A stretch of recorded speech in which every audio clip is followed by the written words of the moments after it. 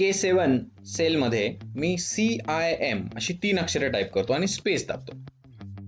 तर काय झालं? एक वाक्य टाईप झालं, कम्प्युटर इज अ मशीन. हे कसं काय झालं? किंवा मी टाईप करतो TEH आणि स्पेस देतो, काय झालं? THE. तर अशा प्रकारे जे काही झालेलं आहे याला ऑटो करेक्ट असं म्हणतात.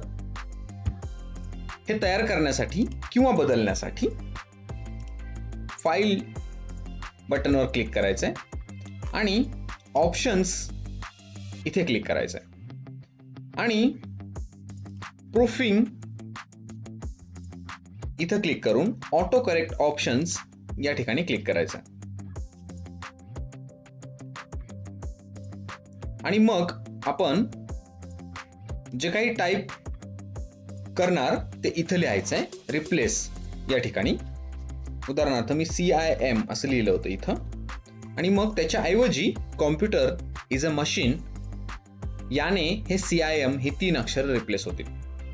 अशा प्रकारे आता हे आपण तयार केलेलं आहे. त्याचबरोबर कम्प्युटरमध्ये बाय डिफॉल्ट हे असतात, जसं की CHNAGE असं लिहिलं म्हणजे हे स्पेलिंग गडबडीत चुकीचं लिहिलं गेलं तरी कॉम्प्युटर करेक्ट स्पेलिंगने त्याला रिप्लेस करतो.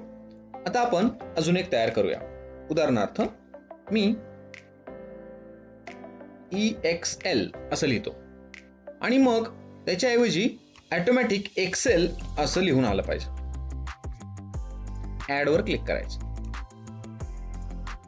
ओकेवर क्लिक करायचंय आणि परत ओकेवर क्लिक करायचंय. आता बघा EXL एक्सेल.